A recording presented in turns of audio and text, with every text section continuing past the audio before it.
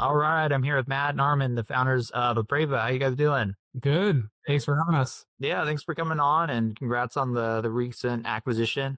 Before we dive into that, do you guys want to just introduce yourselves and share a brief background for people that may not know you? Sounds good. I'll go first. Yeah, I'm Armin. I'm one of the co-founders here at Appraiva. And we started this a little over 2 years ago now. And before that, I spent about 5 years in the e-commerce technology space. And I'm just a serial entrepreneur, basically. Before that, I'd started a couple startups as well, and just love the process of building. Yeah. And I'm a serial founder, product builder, been building software since pretty much high school. And then, ended up connecting with Armin here on the internet when the AI moment was really starting to hit, and we really complemented each other well and, got to work on this thing together. Nice. Tell me about Appraiva. What did it do? What problem did it solve? Let's start there. Sure. I'll take this one. So initially, we sort of, realized that through one of our other co-founders, we had a sort of, good distribution advantage with specifically real estate investors. And we came across this really interesting use case of using sort of public street level imagery with, these sort of multimodal AI models that could actually interpret imagery. And these real estate investors that we were talking to, that they sort of brought up this use case of what's called driving for dollars in the industry, which is driving around looking for fixer upper properties that are off market, abandoned properties that they could buy for cash and sort of invest the resources in rehabbing them and putting them back up on the market to make them sort of livable. And so, they would drive around looking for these properties physically. And we sort of realized that through the combination of the public imagery and these, vision AI models, we could actually sort of automate that at scale and, sort of sell the data as leads for these real estate investors. And so, that's, what we decided to build and got some good early feedback and traction. And that was how it all got started. Nice. So it's kind of like Zillow, but for like rundown old homes. Is that maybe a good description? Kind of, yeah. Off market, yeah, properties, yeah. And yeah, pretty much. I mean, over time, we sort of moved in the direction of of being a marketing intelligence tool, pretty much trying to move up market, just having these marketing data sets that people can use to do campaigns, because a lot of real estate investors, they don't really buy stuff off of Zillow, right? So they're looking for specific things that are off the market. So that's sort of the niche that we were serving. Nice. That's super interesting. How'd you guys get the first customers? Because I assume they're real estate agents. You guys had to find out where they're hanging out. What did that look like?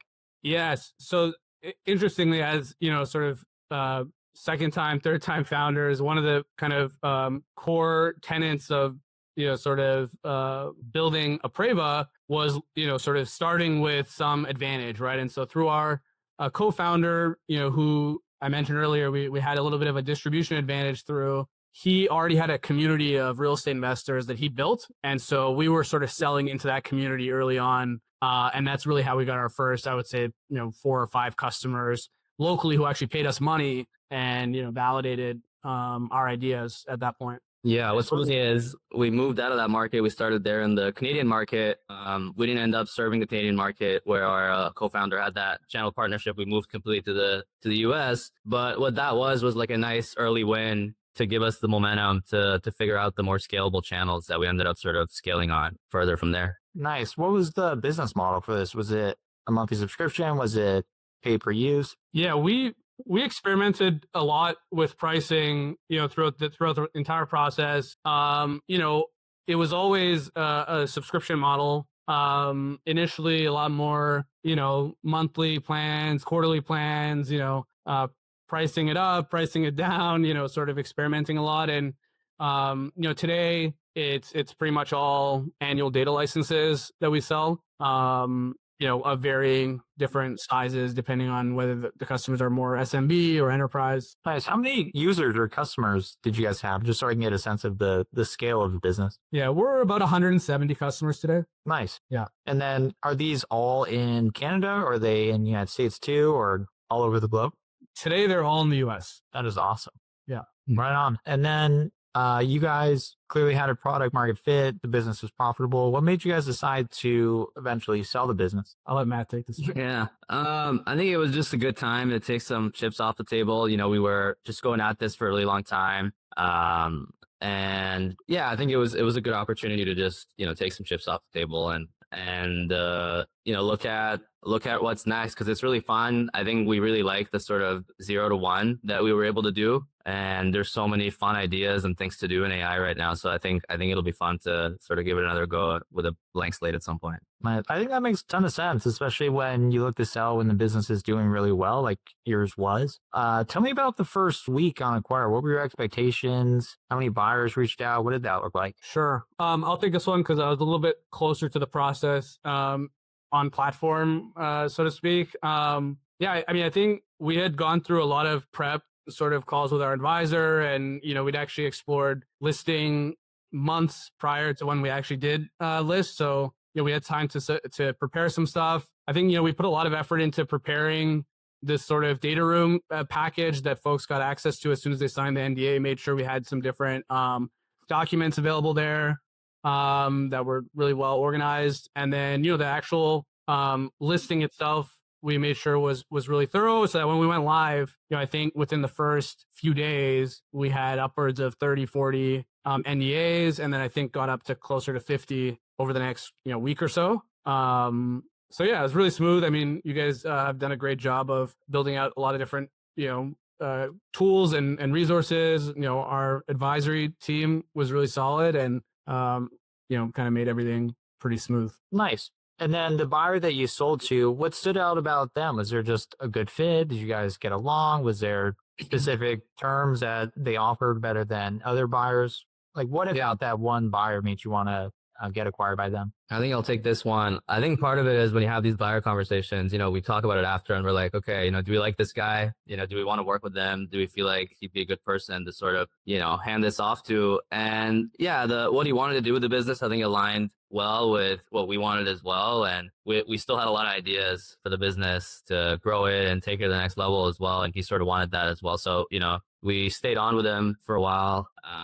We're still working on taking Appraiva to the next level with him, and that was sort of a nice fit for us. Obviously, the terms were good as well and worked well. Yeah, just to add one more thing there as well, he was one of the people that understood our business immediately really well, just based on his own experience too. So I think that also made it more attractive for both of us because he really sort of understood the gap we were filling with our product. Nice. From what I've seen in most scenarios with acquisitions, the buyer that sellers been forward with, there's usually just some part that just clicks immediately. It could be just the vibes are good. It could be industry experience. It could be technical expertise. So I think that sounds great. Tell me this, was there any hiccups during due diligence? Any surprises that gave you guys headaches? How was that process? And how long did it take? Yeah, I mean, as far as any hiccups or surprise, both Matt and I have been through acquisitions before. So, we were sort of somewhat familiar with the process and knew what to expect for the most part. And I think we're pretty well prepared for it. So I don't really think there was any, hiccups or any anything that we didn't expect to happen through the process. It was basically, I think, 3-month process from start to finish, about 90 days. Yeah, I think it would have been a lot faster if it wasn't the end of the year and we hadn't hit like Thanksgiving weekend and then the holidays. But I think the buyer had some financing that you needed to come through as well through like the sale of their company. So that was something as well that made it took a little longer. But I think overall it was pretty smooth for sure. Nice. Did you guys agree to any transition plan or anything like that? Like you'll stay on for 3 months or you'll work part-time or anything like that? Yeah, so part of, I think, what made the deal work really well, I think for both parties, given that we didn't the core founding group didn't necessarily have something immediate that we were going to tackle afterwards. And the buyer in this case didn't necessarily have like a team to immediately deploy into the business.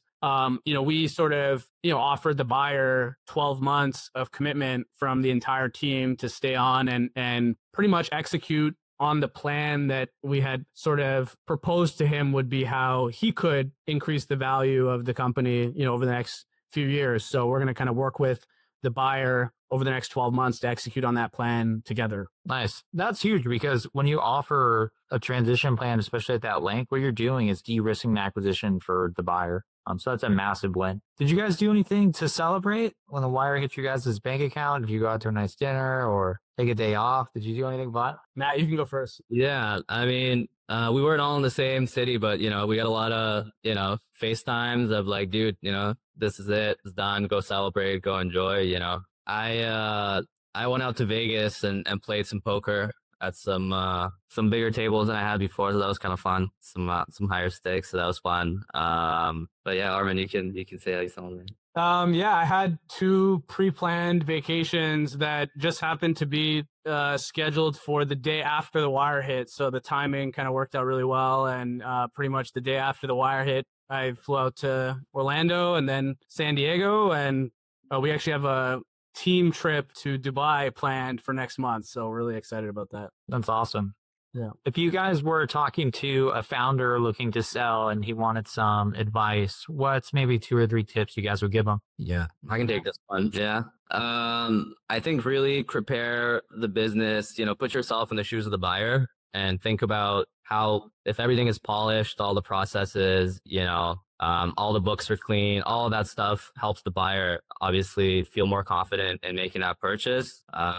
So that's how I would do it. Just make sure you're giving the buyer something that they're confident that they can grow and do whatever their goals are and, achieve whatever their goals are with the business. Yeah. And I think one more thing to add is just,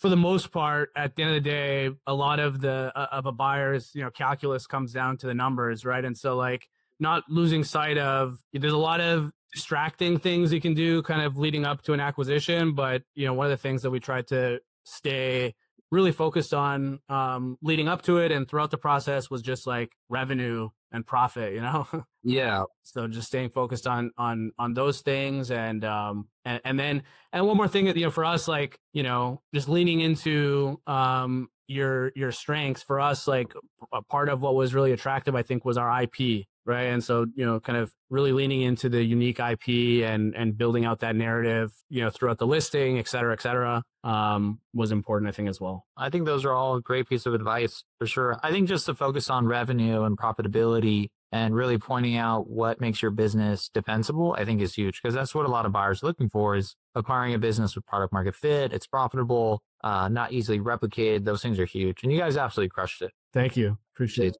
Thank you. So what are you guys working on next? What's next for you guys? Yeah, well, I mean, we're really excited to continue, building out, the next phase of Appraiva with the buyer. It'll be a fun opportunity to kind of have someone who is a really skilled operator who's built, businesses much larger than we have, sort of step in and work with them to grow Appraiva over the next 12 months and see where that takes us and then, figure out what we want to do next. I don't know if you want to add anything, Matt. Yeah, I think so. That's the plan for now. But, overall, I think vertical SaaS, I think we're sort of, we like that space. And there's a lot of opportunities with AI, I think, to do really fun stuff. So we'll have our eyes on that and, do little experiments here and there and see what's going on. Right on. Love it. Well, congrats again on the acquisition, you guys. Thanks for coming on.